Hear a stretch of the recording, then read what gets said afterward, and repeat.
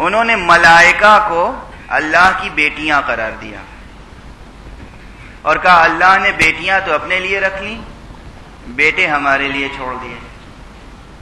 اب یہ منحرف فکر انسانی کیا کیا کر جاتی ہے، یہ ایک الگ بحث ہے، لیکن اس کے پیچھے ایک مسئلہ اور ہے جو مورخین کی نگاہ سے ابھی تک چھپا ہوا ہے۔ بس ذکر کر کے آگے بڑھ جاؤں گا، اس لیے کہ موضوع یہ نہیں ہے۔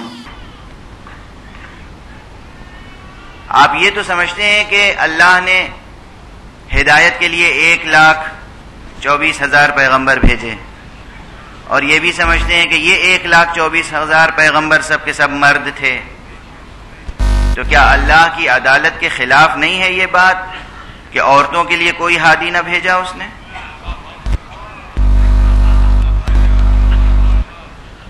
توجہ ہے؟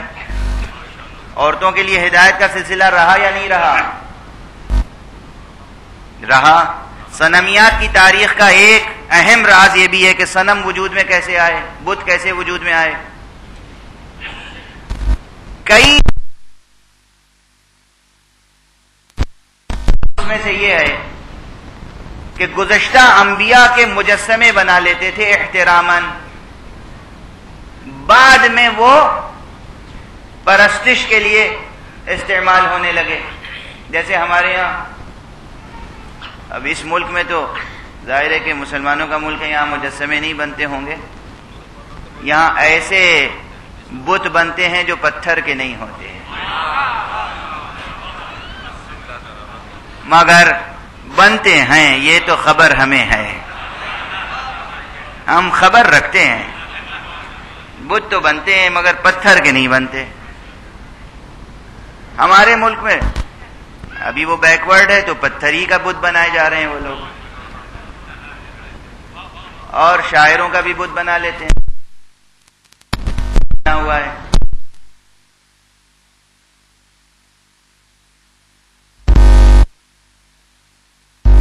مجسمے بنے ہوئے ہیں، شروع میں یہ مجسمے بنتے ہیں، بعد میں ان کی پرستش ہونے لگتی ہے، پوجا ہونے لگتی ہے، عبادت ہونے لگتی ہے۔ تو ایک یہ نظریہ ہے اور صحیح نظریہ ہے۔ اسی لیے میرے اندر کا طالب علم کبھی کبھی عجیب طرح سے مچلتا ہے اور میں فیلڈ اسٹڈی کرنے نکلتا ہوں، تو میں نے 2000 اور 3000 اور 4000 برس پرانے مندروں کے دورے کیے، صرف اس لیے کہ ان میں جو مندریں ہوں، ان میں جو مورتیں ہوں گی وہ ہو سکتا ہے کسی نبی کا مجسمہ ہو سکتا ہے کسی پیغمبر کا مجسمہ ہو، چونکہ بنتے تھے مجسمے تماثیل بناتے تھے نبیوں کے، پیغمبروں کے۔ بہرحال یہ جو تاریخ ہے جو بتاتی ہے کہ نبیوں اور رسولوں کے مجسمے بناتے تھے لوگ، دیویوں کے مجسمے اس لیے بنے کہ خواتین میں بھی کچھ ایسی پاکیزہ کردار خواتین ہوتی تھیں جو صنف نازک کے لیے ہدایت کامل لے کر آتی تھیں، ان کے بھی مجسمے بنائے گئے۔ اس طرح دیوتاؤں کے ساتھ دیویوں کا وجود آیا۔ لیکن بہرحال وہ بھی ایک نظریہ ہے کہ خود ملائکہ کو، جس کی طرف قرآن نے اشارہ کیا، اللہ کی بیٹیاں قرار دے دیا۔ کس بنیاد پر؟ کہا یہ بھی جہالت کی بنیاد پر ہے، علم کی بنیاد پر تھوڑی ہے۔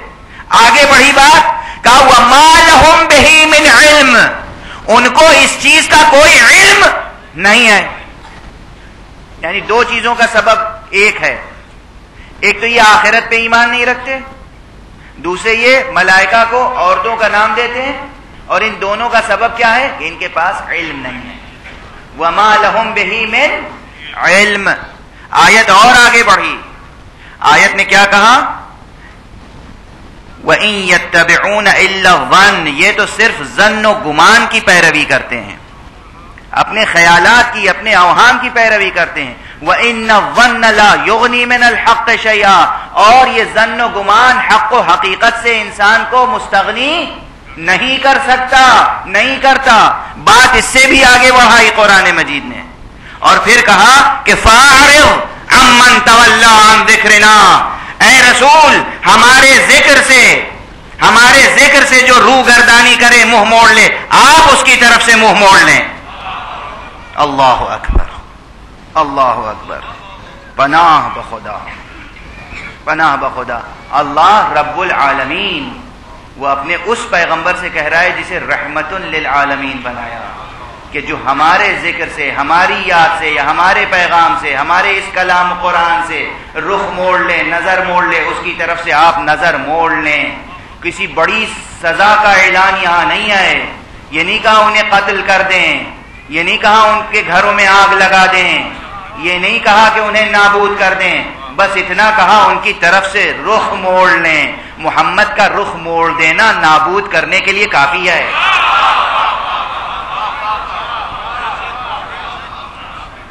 اس رحمت عالم نے اگر اپنی چشم عنایت ہماری طرف سے موڑ لی، رہ کیا جائے گا؟ رہ کیا جائے گا؟ کفار امن تولا عن ذکرنا، ذکر سے مراد بعض حضرات نے قرآن کہا ہے، میں کہتا ہوں ذکرنا میں سب شامل ہے، خود توحید، قرآن، پیغام سب ذکرنا میں شامل ہے۔ جو ہمارے ذکر سے منہ موڑے، آپ بھی اس کی طرف سے منہ موڑ لیجئے، اور کس کی طرف سے منہ موڑ لیجئے؟ وَلَمْ يُرِدْ إِلَّا الْحَيَاةَ الدُّنْيَا، اور جو حیات دنیا کے علاوہ اور کچھ نہ چاہے، جو جس کا ہم و غم صرف دنیا ہو جائے، جو دنیا کے ماورا، دنیا کے بعد آخرت، جنت، وہ اس کا طلبگار نہ ہو، آپ اس کی طرف سے منہ موڑ لیں۔ وَلَمْ يُرِدْ إِلَّا الْحَيَاةَ الدُّنْيَا ذَلِكَ مَبْلَغُهُم مِّنَ الْعِلْمِ، ارے ان کا مبلغ علم وہی ہے، یعنی وہ بس دنیا دیکھ رہے ہیں، دنیا طلب کر رہے ہیں، اس سے زیادہ ان کا مبلغ علم نہیں ہے۔ اگر وہ آخرت کا علم رکھتے تو آخرت بھی طلب کرتے۔ دنیا کا علم رکھتے ہیں، دنیا طلب کرتے ہیں، آخرت کا علم نہیں رکھتے، اس لیے آخرت طلب نہیں کرتے، جبکہ ہم نے ان کی فطرت میں یہ رکھا ہے کہ سامنے کی حقیقت کو دیکھ کر ماورا حقیقت کو دریافت کر سکیں۔ انہیں کیا ہو گیا ہے کہ یہ دنیا دیکھ کر آخرت کو دریافت نہیں کر سکتے، اس کو منکشف نہیں کر سکتے؟ یہاں یہ مسئلہ آتا ہے کہ چاہے وہ توحید کی حقیقت ہو یا آخرت کی حقیقت ہو، انسان کے دائرہ علم کو وسعت عطا کرنے کے لیے اسلام آیا ہے، نہ کہ محدود کرنے کے لیے۔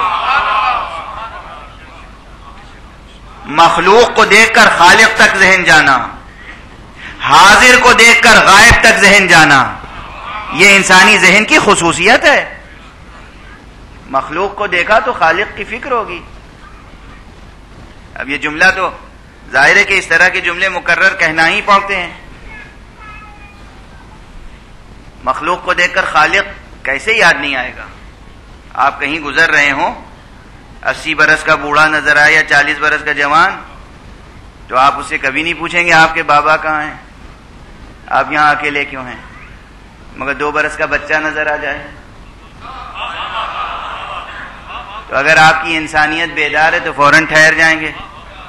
یہ سڑک پر 2 برس کا بچہ، یہ ٹریفک کی زد میں آ جائے گا، مر جائے گا، زخمی ہو جائے گا، چوٹ کھا جائے گا، رک جائیں گے، ٹھہر جائیں گے، پوچھیں گے تیرا بابا کہاں ہے؟ یعنی بچے کو دیکھ کر باپ کا پوچھنا فطری ہے۔